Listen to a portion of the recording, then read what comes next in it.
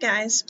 Okay, so these are the instructions for taking photographs of your artwork. And this goes for whether you're at home or if we're at school.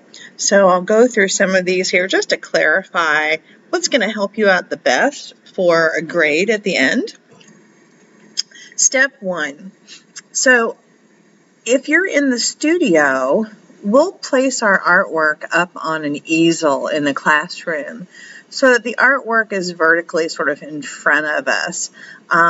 We do not want to shoot any of your artwork while it's laying flat on the table surface, and then you're forced to hover over the top of it with your iPad. You never get a good photo that way. It's never going to be a squared off image.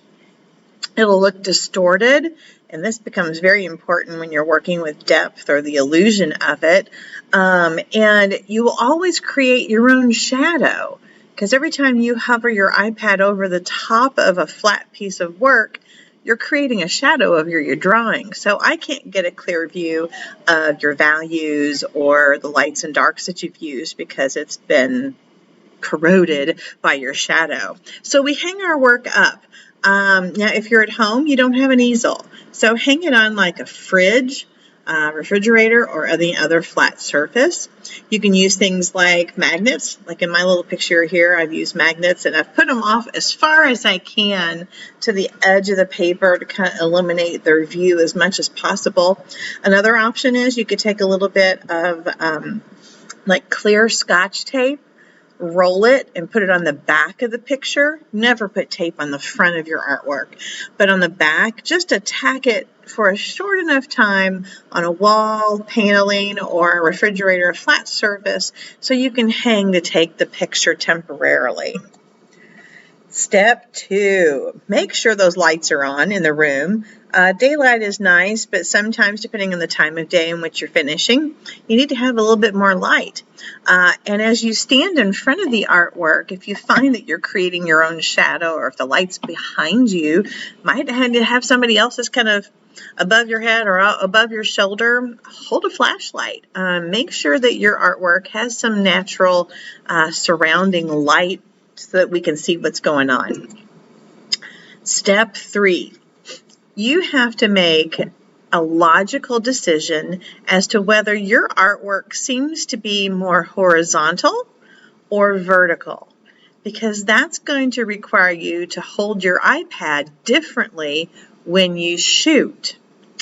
Horizontal is when you're going side to side, left to right. Another term for that is the landscape view. Vertical is up and down, or considered a portrait view. So if your drawing has more vertical height to it, turn your iPad so it's going that direction, so you can fill up the screen the best with your artwork, or turn it horizontally if your artwork seems to go a little bit better that way. 4, stand close. Please, please, please. No zooming. Avoid zooming in on your artwork. When you zoom in, later I'm going to try and zoom in and look at the details of your picture. And if you've already zoomed to make the picture, you've lost some quality of the pixels already, so that when I zoom to see details, they're diffused and fuzzy. So do not zoom. Move your physical body and the iPad close to the artwork. Like you see in my picture off to the right. This was me doing a sample. You can see a little bit on my screen how full it is on the screen. I'm getting so close that the entire paper fits within the frame of the entire iPad. Make sure you're focused. A lot of folks will rush to take the picture and they move a little bit as they're taking it, or they don't wait for it to kind of calibrate its focus before they shoot. So hang out for a moment and then move when you're all done. Step 5. Depending on how close you got, You might have a little residue off on the edges that you want to get rid of.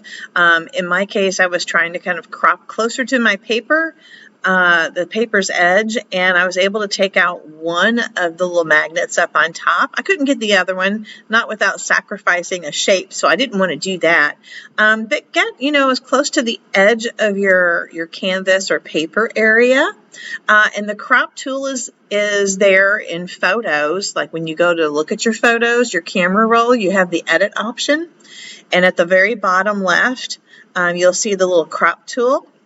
That allows you to kind of turn your paper right or left to kind of square it up, or to pull in on the sides, and then, hit done when you're all finished. So you got yourself your nice, clean, cropped off image. By doing all of this, it enhances what I see, so it's true to what you've done. If you given a sloppy picture, then I can't tell what your quality was of your work or the effort that you put behind it. So the photographing portion is just as important with craftsmanship, and it benefits your grade in the long run.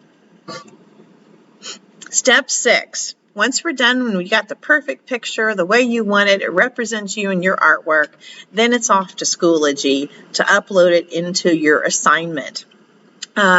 Remember, you've got, there's a little assignment icon there. I've kind of pointed out that you'll want to attach and upload this picture that you've just taken so you can submit it for whatever challenge you've been given this semester.